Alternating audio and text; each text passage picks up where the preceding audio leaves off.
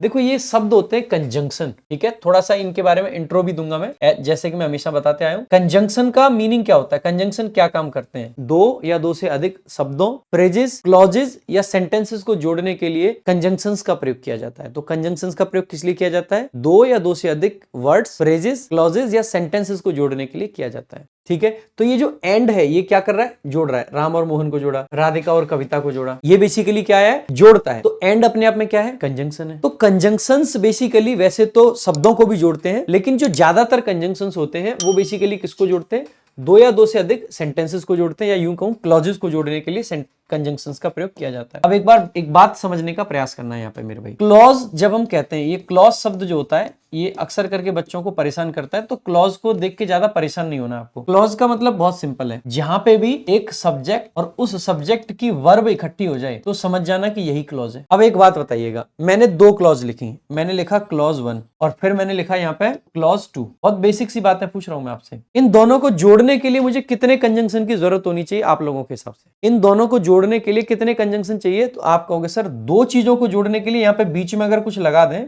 तो एक कंजंक्शन से काम चल जाएगा। एक क्लॉज है ना, क्लॉज नंबर 2 और फिर क्लॉज नंबर 3। तीन क्लॉज को जोड़ने के लिए कितने कंजंक्शन चाहिए होंगे हमें?